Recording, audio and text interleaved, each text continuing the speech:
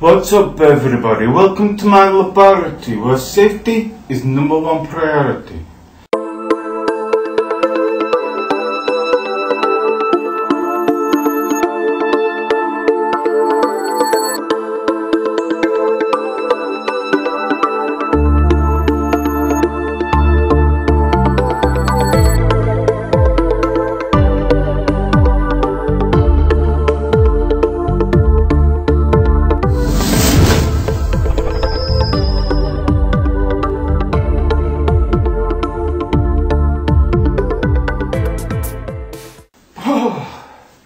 A little bit cold today.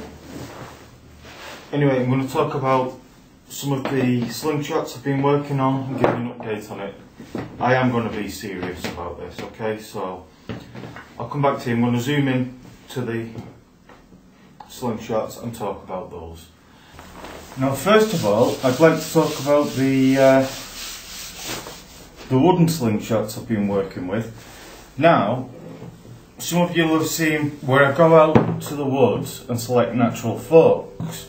Now, I had someone on one of my videos say, you're cutting those forks too short, or you're cutting the handle too short. Now, that's the problem with scale on a video. You can't understand scale. Here are two forks here that I've not shown to anyone before. Okay, and they are similar size, or they are similar size to what this was before I worked on it. This is older. These are sycamore. So how anybody can tell me that I'd cut this too short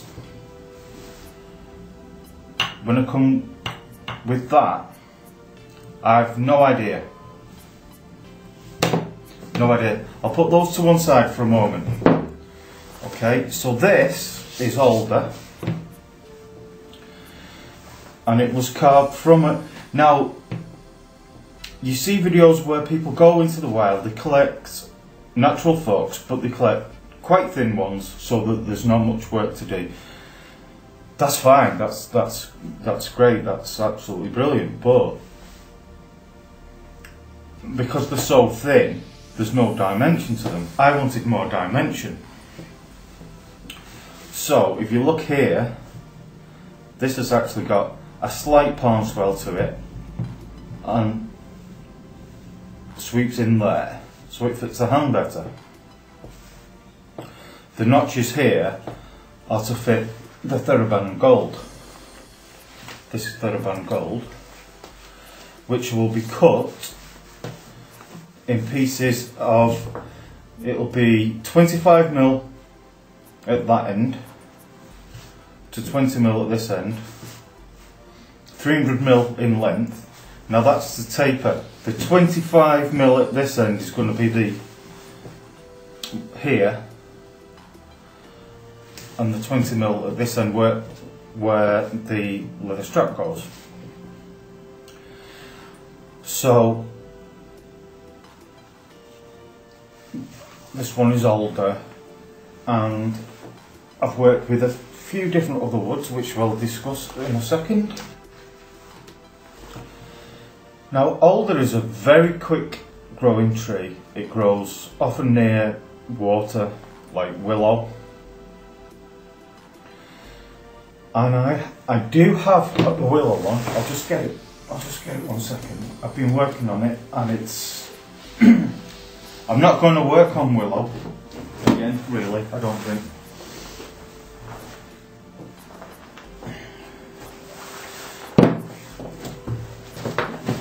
I gave up trying with that. I don't know where the design is for that.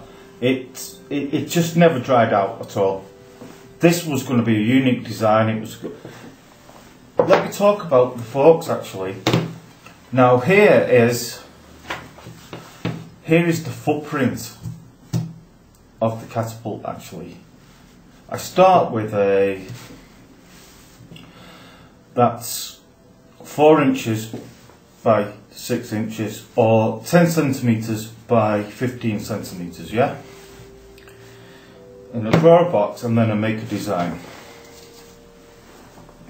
And then I draw templates. There's one. I've made quite a few.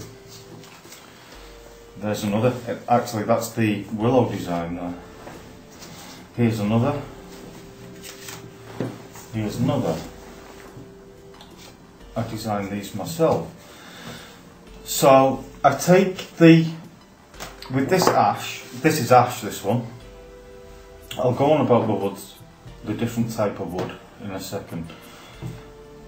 Now, obviously, this was very round, like this is now, but I flattened it off slightly.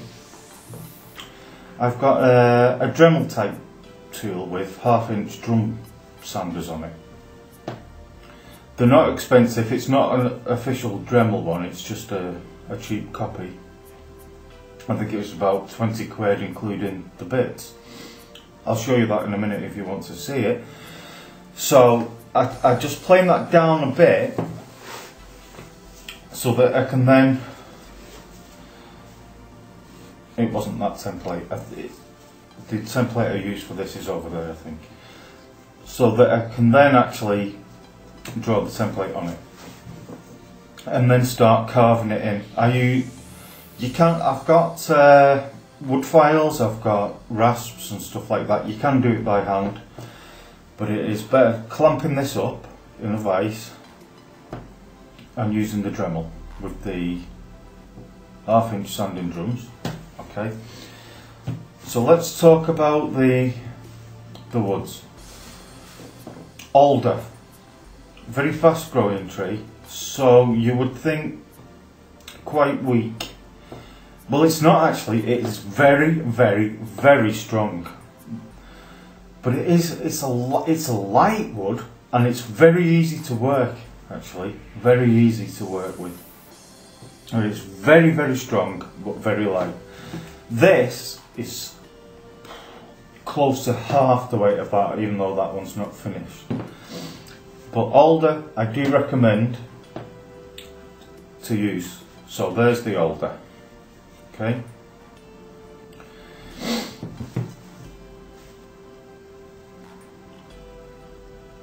Right. I'll show some closer pics. Let's go to hawthorn. Hawthorn. There's the hawthorn. Beautiful wood. I recommend using it.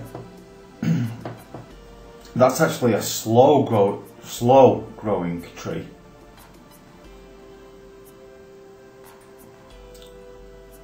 The different grain. Obviously, it's going to be even tighter than the alder, and it's much more dense. It's absolutely solid. Difficult to work with. It is that solid. Beautiful wood. I've got one here that's. I've not finished either of these. I've got like a mini one here.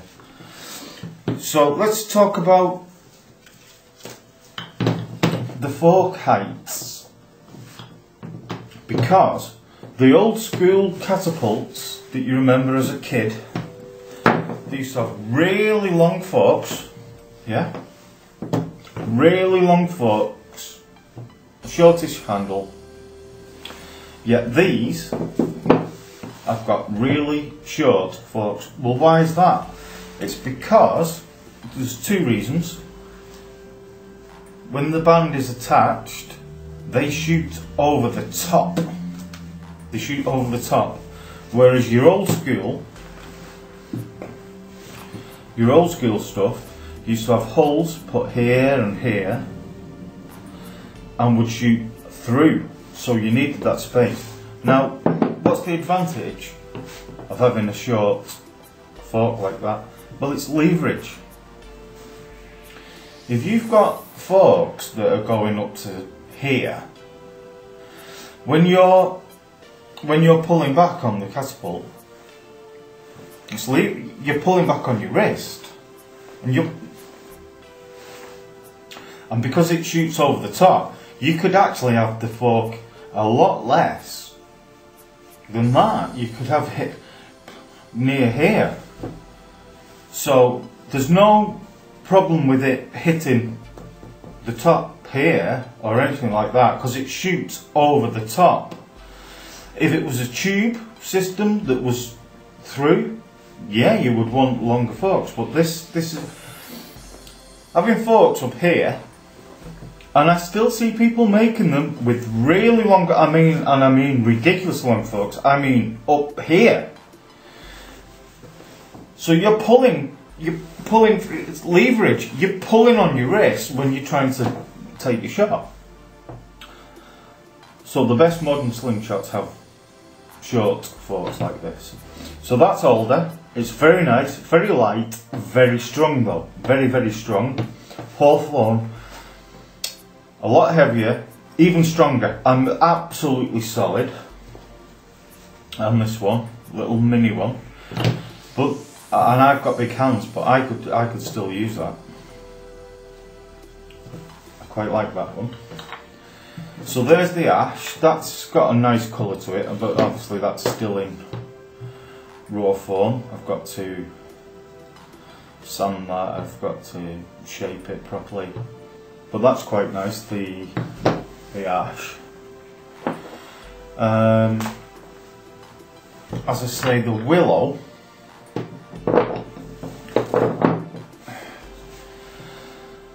I don't think that's ever going to work. That wood is still not dried out at all, and that's over a year old. It's quite pithy.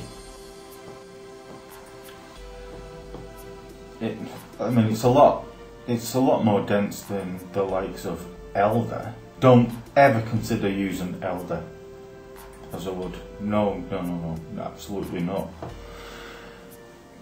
Pointless. But no, willow's not for me. But these are sycamore. Now, probably a lot of you will know that sycamore is actually an acer, a maple. I've not actually worked with it yet properly. I do believe maple could be okay. Now, this isn't a native species. It's an acer, it's a maple, but it's not native. It was introduced from Europe. But we do have our own native maple, which is the field maple, which is, I think its Latin name is Acer campestre. And in the north of England, it's not actually very common. You do see it, but it's more often than not planted on when they re-landscape places and put new plantations in.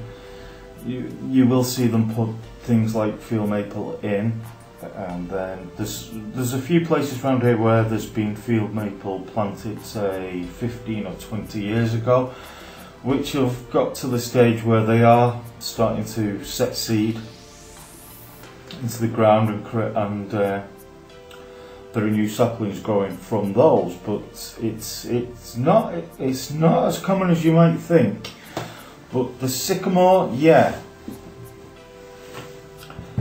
this is sycamore as well, smaller one. It's split, but that's okay because I'm only using that much. That's the only bit I need. You see what I mean? So this will be planed out. The template drawn in. I will cut round it and then start carving in. So that's those ones. They're coming on nicely. So the older, I've already promised to somebody. So I'm gonna put the Thornber gold on that. It's really good. Thornber gold is the best you can get, really. So that's going out to, I think the guy's name's Gary. Anyway, Other woods I would like to try are wild cherry. Now I love oak. Who doesn't love oak? Oak is a no-go. The grain is just not right for it. It's even though that's a very slow growing tree, it's just, there's no strength to it. It doesn't work. So wild cherry, I think I will try with, and hazel. If I can get my hands on decent sized pieces of that. It's got to be fairly thick for me to want to, because I want that dimension so that I can get that sort of palm swell and that curved, so that it's sort of ergonomical in the hand. That when I band this up, this is so, feels so good in the hand, and nice short forks like that, and light but really strong. This will shoot really well. I could single band that, as in band each side, or I could double band it, meaning 2 bands per side. 2 bands if you're going hunting.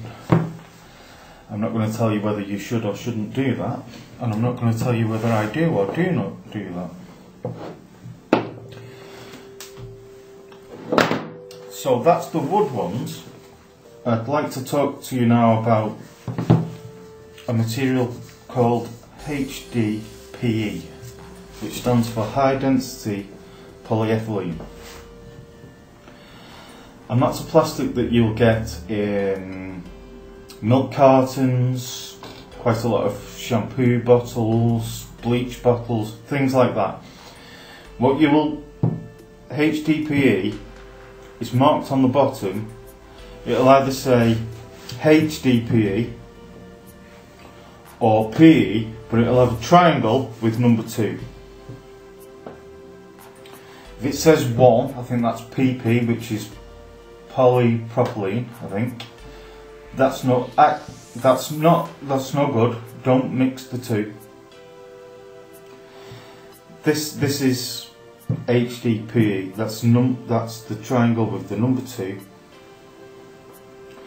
There's such a thing as thermosets and thermoplastics. Thermosets are heated once and they cannot be reused. They set once. HDPE is a thermoplastic. Now, how did I get these colours like this? So you get different, a lot of drinks lids, for example, are HDPE. So there are blue ones, black ones, white ones. You cut them all up into little pieces. You heat them in an oven. 175 degrees they melt at.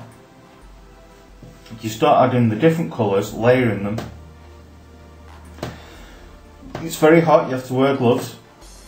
And then as they melt down, you can take out that slab of plastic and you can fold it over itself and over again, and it creates this marble effect. I don't know if you can see that on the side. This is actually for a guy called Ian Binns, Facebook friend of mine. I've just got to finish this off, just got to smooth it out. I'm going to sand it down, make it really shine, just finish the edging. I've got to put some grooves in it there to take the TheraBand. But I might use, as to have an equivalent to it that's blue. Whereas this is gold, as to have an equivalent to it that's blue, and I think that would suit this better. So it's got to have some grooves put here to accept it's over the top shooter, and then I've just got to smooth all this out and then polish it really nicely, and then it's on its way to Ian Binns. Now, you don't just have to do multicoloured ones like that. This is HDPE as well. And I just used brown and black here, and it's a sort of camouflage effect, if you can see that there. And this one's got an extreme palm swell to it. Can you see that? So much so I'll probably bring that down. Oh, can you see that? That's really extreme. But that's HDPE. Now, I said these are strong. They are nowhere near as strong as these. These are absolutely solid. Completely solid. These will last a lifetime. Absolute lifetime. They are absolutely unbreakable. I think you could run over these with a car and you wouldn't even touch them. And it's a recyclable material, which is a really good thing. Okay? A really good thing. These are products that are just thrown away to landfill, and yet we're making something out of them. I'm going to stop this tape a second, this video. Because on the subject of recycling, I've got something else to show you. 1 second. Today we have a live hack for you. This game of chess, how you say you like chess. It takes us so long, right? You've been playing chess all along. We can make this game half, like how you say half the time. We can play this. You grab one of these things over here, and you cut this chessboard in half. Your game of chess is much quicker. You bring a friend around to your house much quicker, and you can bring another 2 friends around to your house, and 4 of you can play at once. This, check it, this thing over here, check. You've been playing chess all... Okay, so there was my local computer shop were thrown away over 30, 40, maybe 50 computer screens from broken laptops. Now, I actually used the circuit boards from inside. There's not that much circuitry inside them, but I create artwork with. I'll probably put a picture up and show you what I do with those. Now, with inside each screen are this sort of silver backing. Yeah, and you can see how I've drawn this out. I've actually bought a guillotine now. I'll show you that in a minute. And I've marked that out with my template. Oh, I've got a template somewhere. But anyway, it's that size, so I mark that out and cut them, right? So, and it took a lot of time, but there you go. And that's the 4x6 footprints, as I was talking about, yeah? So one of my designs would fit there. I need to add a few more sheets. I've got plenty more of them because I want it to be at least as deep as that. I hope the camera can pick that up. I need it to be at least as deep as that so that I can get the same sort of palm swell. But look at this one in effect, yeah? It's going to be, once they are fixed together, and then I draw the design and then start shaping that. What an amazing finish that's going to have. It's just going to look like chrome or something like that. Now then, I don't know if you've heard of Mike Carter. That's actually a brand name, but Mike Carter, in essence, is really a material that is bonded in layers with each other, yeah? Now, to do this, I'm going to use this. It's a fiberglass resin. That's the brand. That's the brand. That's the hardener. So, right, you see that? So between each layer,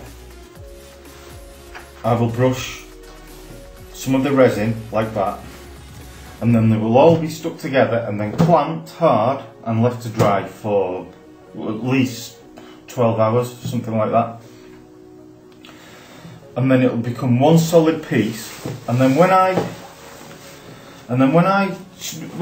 put the template on there and then cut it out and then start shaping it, this is going to be, it's going to look pretty good. And it's recycling, and I've got lots more. I'm going to make at least 2 out of that, and that's using the fiberglass resin there to band them all together. Now then, you can also use newspaper, denim, old pairs of jeans, whatever, anything like that to layer up micarta. As long as you use something like that to bond it together within layers, and then keep pasting the resin and build up the layer and then clamp it down tight. But also, out of those monitors, this is just some of them. There's a lot more downstairs, and I can get at least 2 out of each sheet of the perspex.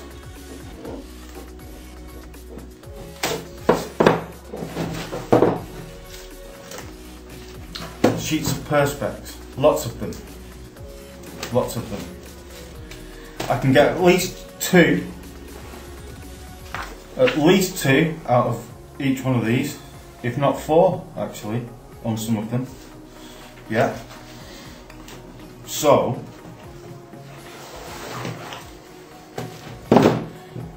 you imagine that. There's some resin still stuck on that. So you imagine those. That's going to, when they're bonded together and the shape like that, that's going to be sort of like a clear, well, milky-ish, really brilliant effect. But I won't be using this to bond those together. I'll be using this, a hard plastic glue. Especially for plastics like perspex that will bond it together. I'm going to go through at least another 3 of these to bond these together, just to make one slingshot. But it's something different. Here's another sheet of it. You know, it's really interesting material, and when they're bonded together, and obviously I put one of these templates on it, cut round it and start shaping it, but then put in the dimension round it. They're going to be very interesting. I'm making some new designs. I'm not just going to use these ones. I designed these myself.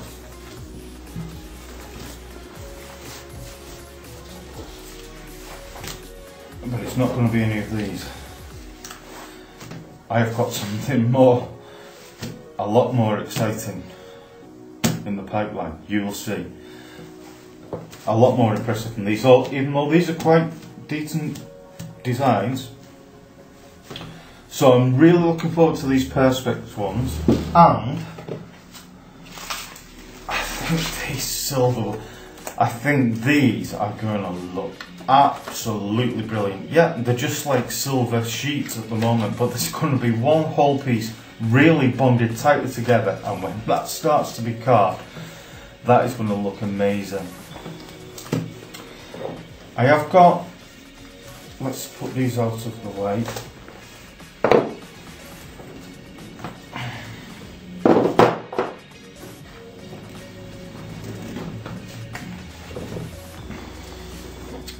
I have got more HDPE in the works. I've got a whole new slab of it that will make at least 2 slingshots. It's quite a lengthy process. I will make a video on how to do it if people want to know how to do it. It's a good thing for quite a few reasons.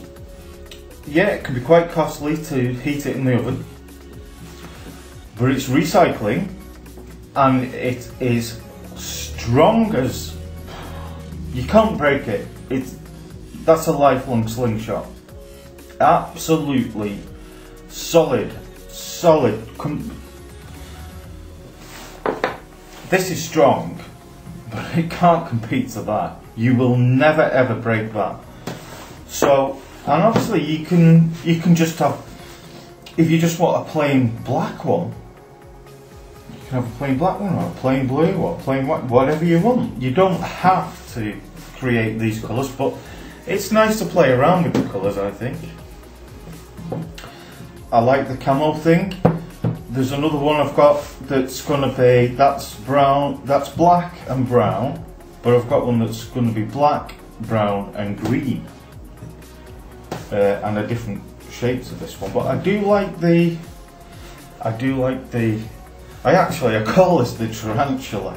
You might see why there. So there's more of those coming, and I'll probably do a separate video if anyone wants to know how to create these. There is quite a bit of work involved, but there's certainly going to be more of the wooden ones. So I've got these sycamore. I've never worked with sycamore. I'm getting the feeling this should be okay. It's pretty solid. I would think it's going to be okay. I would think it's going to be, this is ash, as I've said before. I would think it's going to be a similar consistency to that. It's not going to be as hard as hawthorn, but I would think it's going to be okay. Beech is another one I'd probably like to try, but oak, forget oak. I wouldn't go there. Don't forget about oak. And elder, forget about elder. That is no go. And willow. Don't bother with willow at all. Too soft. Like I say, I've had that over a year now and it's still wet. I can still feel it's damp. It's just not working at all. It's not happening. Which I pretty much knew when I got it, but and I must say, I take these, yeah, from places where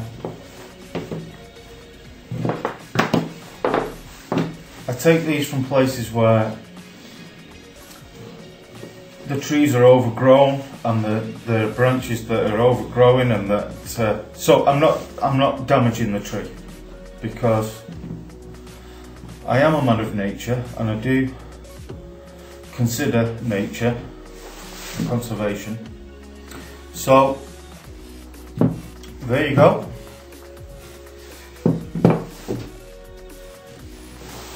There's where I'm up to at the moment. So this one's going out to Ian within the next week or 2 weeks when I finally finish it. So there's the update, and I'm really looking forward to bonding these together. I think this is going to be really special. Wait till you see this one. So there you go. That's the update on what I've been up to with these.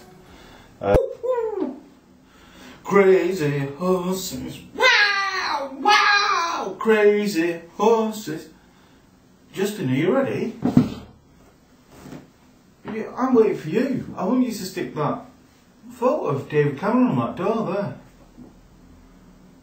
No, a bit higher. A bit higher.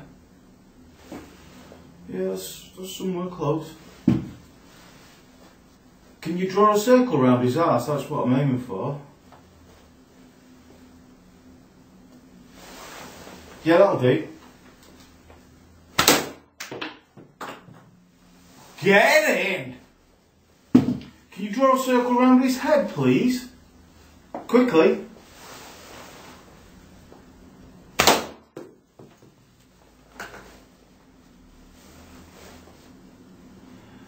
Fucking hell.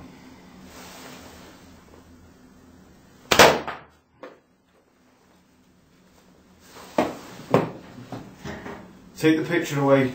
Take the picture away.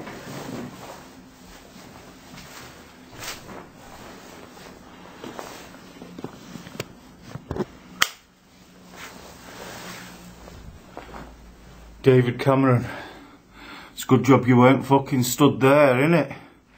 That was just with a fucking catapult, you daft cunt.